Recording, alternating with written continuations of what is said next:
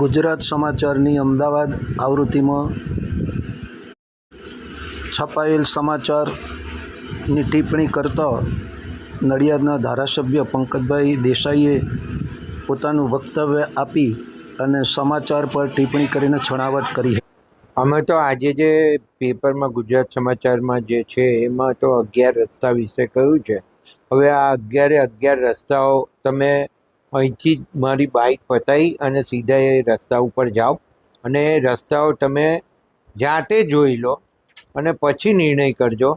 હું તો મારે જે કહેવાનું છે કહું છું કે આ રસ્તાઓ જે મ્યુનિસિપાલિટીમાં ફંડ સરકારમાંથી આવ્યું હતું રસ્તાઓ કરવા માટેનું, એ ફંડ ભર્યા પછી આશરે 3.5 કરોડ રૂપિયાના રસ્તાઓ બનાવ્યા અને 11 નહીં પણ ટોટલ 20 રસ્તાઓ છે. એમાંથી લગભગ 4 કે 5 રસ્તાઓ અમે બાકી રાખ્યા છે કે જેની અંદર પાણી ભરાય છે ને થોડુંક ઊંચા લેવા પડે એવા છે. એ ઊંચા લઈને ફરીથી એની કાર્પેટ કરવી પડે એવી છે, એટલે એ રસ્તાઓ અમે બાકી રાખ્યા છે. બાકીના રસ્તાઓ પૂર્ણ થઈ ગયા છે અને આ દરેક રસ્તાઓ R&B ડિપાર્ટમેન્ટ મારફતે બનાવ્યા છે. એટલે પહેલી વાત કહી દઉં કે ભ્રષ્ટાચારની વાત તો આવતી જ નથી, કારણ કે road and building department Gujarat ગવર્મેન્ટનું ડિપાર્ટમેન્ટ છે અને ડિપાર્ટમેન્ટ જ્યારે પોતે રસ્તા બનાવતું હોય ત્યારે એનો પોતાનો પ્લાન્ટ અને ત્યાંથી માલ તથા ડાંબર પણ સરકારી આપણી રિફાઇનરીમાંથી લઈ અને આ માલ અહીંયા વાપરવામાં આવતો હોય છે અને એમાં પણ પેવર ને બીજું ટ્રક ને બીજા જે કંઈ સાધનો હોય બધા સરકારના ખર્ચે વાપરવાના હોય છે અને સરકારી ખર્ચે જ આ કામ થતું હોય છે અને ડિપાર્ટમેન્ટ R&B ડિપાર્ટમેન્ટ પોતે બનાવતું હોય છે. એટલે બીજા કોઈ આમાં નગરપાલિકાનો ભ્રષ્ટાચાર કે એવી કોઈ બાબત આવતી નથી. હવે આ રસ્તા બનાવ્યા છે એની સરફેસ અત્યારે હું પણ જોઈ આવ્યો, તમે પણ જોઈ આવજો, એક પણ રસ્તોની કાંકરીએ ઉખડી નથી. હા, કોઈક જગ્યાએ જે પોચાણવાળી જગ્યા હશે કાં છેવાડાનો ભાગ હશે અથવા તો કોઈએ વચ્ચે ગટર લાઈન ખોદી હોય, બેસી ગઈ હોય ને, તે એવા 2-3 જે ભાગો હશે, એવા નાના ખાડા હશે. એ લગભગ 3 કે 4 ખાડા છે આખા રસ્તા ઉપર અને 1.5 ફૂટથી 1 ફૂટના પહોળા ખાડા હશે, એનાથી વધારે કંઈ છે નહીં. એટલે જે રસ્તા બન્યા છે એની ઉપર આવી કોઈ બાબત આવતી નથી, આવું મારું સ્પષ્ટપણે માનવું છે. અને અહીંયા સાથે ચીફ ઓફિસરે બેઠા છે અને કારોબારીના ચેરમેન પણ બેઠા છે. એટલે તમે જાતે જ એન્જિનિયરને લઈ અને બધાય રસ્તા ઉપર તમે જોઈ લો, એક પણ રસ્તા ઉપર ખાડો છે નહીં એવો કે રસ્તો ઉખડી ગયો હોય કે કાંકરીઓ ખરી પડીને બહાર નીકળી ગયો હોય, રસ્તો આખો ધોવાણ થઈ ગયો હોય. એ હું તો કહું કે અમુક રસ્તા ઉપર 1 ફૂટથી 2 ફૂટ પાણી ભરાઈ રહે, છતાં પણ એ રસ્તાઓ નથી તૂટ્યા. એટલે હું તો R&B ડિપાર્ટમેન્ટને ધન્યવાદ આપું કે એમને જે રસ્તા બનાવ્યા છે એ યોગ્યતાના ધોરણે અને ટેકનિકલ જે કંઈ એમને સ્પેસિફિકેશનો છે એના પ્રમાણે રસ્તા બનાવ્યા છે.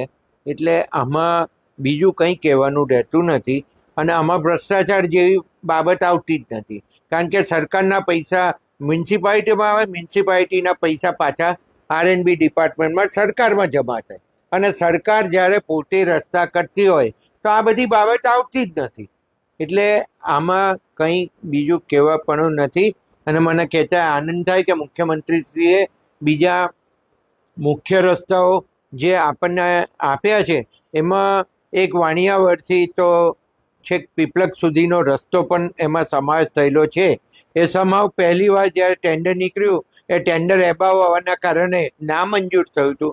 એ ફરીથી ટેન્ડર બહાર પાડવામાં આવ્યું છે અને વચ્ચે જે ઇલેક્શન હતું એના લીધે પ્રોસિજર અટક્યો હતો, એ ફરી શરૂ થઈ જશે.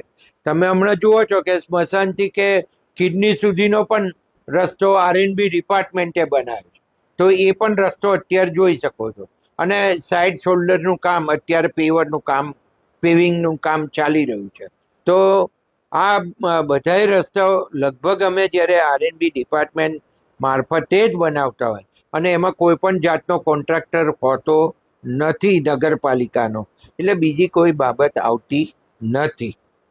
જી સર, જે રીતે રસ્તાઓની જે બિસ્માર હાલત છે અને ખાસ કરીને જે રીતે આક્ષેપો થઈ રહ્યા છે, જે ગેરરીતિઓ થઈ છે, જે અલગ અલગ વોર્ડમાં જે રીતે છેલ્લા 4 મહિનામાં 11 જેટલા રસ્તાઓની જે વાત કરવામાં આવી છે, શું કહેશો સર આપની પ્રતિક્રિયા?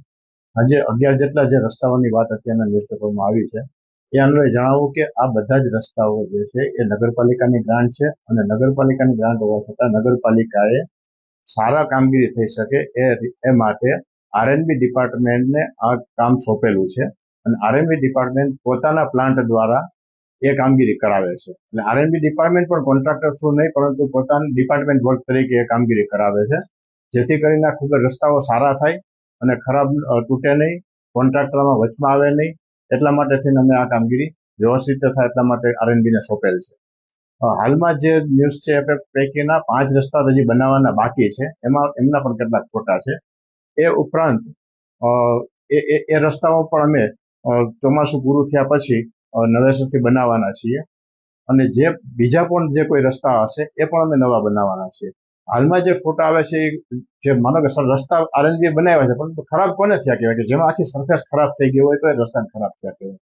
પરંતુ જે જગ્યાએ કોઈક એવી પણ જગ્યા હોય કે જ્યાં પાણી બ્લોકેટ થતું હોય તો એવામાં ચોમાસામાં થોડોક પ્રોબ્લેમ થાય તો એ તો બહુ માઇનર પ્રોબ્લેમ છે. 2 ફૂટના જે નાના ખાબોચિયા ભરાતા હોય રાઈટ સાઈડના કોર્નર ઉપર ગોળાઈમાં એવી જગ્યાઓ હોય છે અને એ આપણે મેન્ટેનન્સમાં આરએનબી દ્વારા રિપેરિંગ થઈ જતું હોય છે.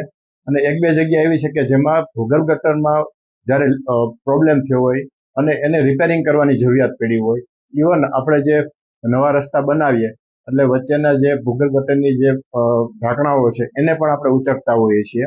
તો એ બધાના આની અંદર ઉલ્લેખ કરેલ છે જે યોગ્ય નથી.